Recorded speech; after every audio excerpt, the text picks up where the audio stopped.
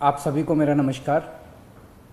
पिछले कुछ दिनों से हम देख रहे हैं कि जैसे जैसे देश भर में कोरोना के केसेस बढ़ रहे हैं, देश के कोने कोने में, हर राज्य में ऑक्सीजन की डिमांड बढ़ रही है, दवाइयों की डिमांड बढ़ रही है, वैक्सीन की डिमांड बढ़ रही है और जगह जगह इनकी कमी महसूस हो रही है।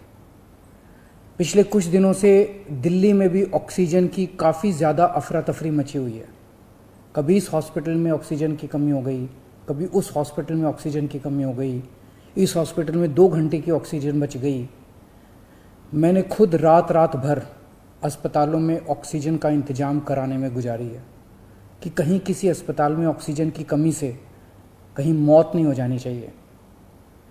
केंद्र सरकार हर राज्य को ऑक्सीजन का कोटा तय करती है।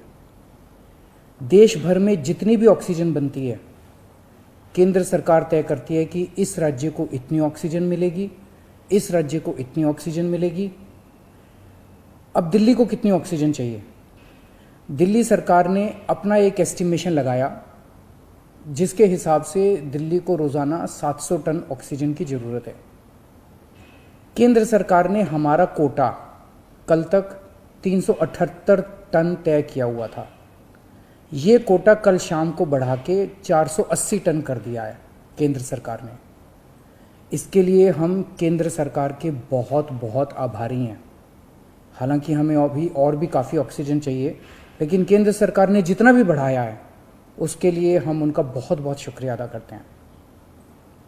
अब केंद्र सरकार ये भी तय करती है कि जो आपके कोटे की ऑक्सीजन है वो कौन सी कंपनी देगी। जैसे दिल्ली में तो ऑक्सीजन बनती नहीं है, दिल्ली की सारी ऑक्सीजन दिल्ली के दूसरे राज्यों से, दिल्ली के बाहर के दूसरे राज्यों से आती है। तो केंद्र सरकार तय करती है कि फलाने राज्य की ये कंपनी आपको इतने किलो ऑक्सीजन देगी, फलाने राज्य की ये कंपनी आपको इतने किलो ऑक्सीजन देगी।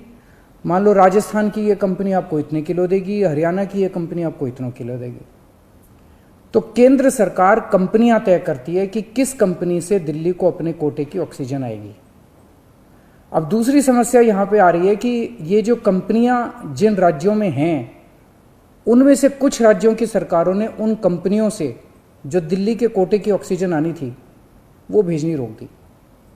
राज्यों ने कहा कि पहले हम अपने राज्य में इस्तेमाल करेंगे, दिल्ली का कोटा भी हम इस्तेमाल करेंगे, दिल्ली के जो ट्रक हैं वो जाने नहीं देंगे।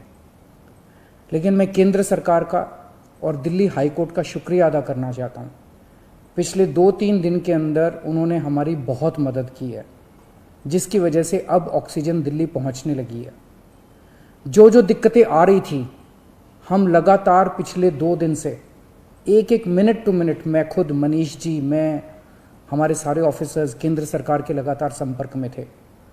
परसों रात को मुझे याद है जब जीटीबी हॉस्पिटल में वहाँ का ट्रक एक पड़ोसी राज्य से चलना था पर वो चला नहीं, जीटीबी ऑक्सीजन में आनी थी ऑक्सीजन, तो एक केंद्रीय मंत्री को हमने फ़ोन किया और उन्होंने तुरंत वहाँ पे बात करके उस ट्रक को वहाँ से छुड़वाया। हम लगातार संपर्क में हैं, एक ट्रक को अस्पताल पहुँचाने की कोशिश कर रहे हैं। हम सब लोग 24 घंटे काम कर रहे हैं, सोई नहीं है।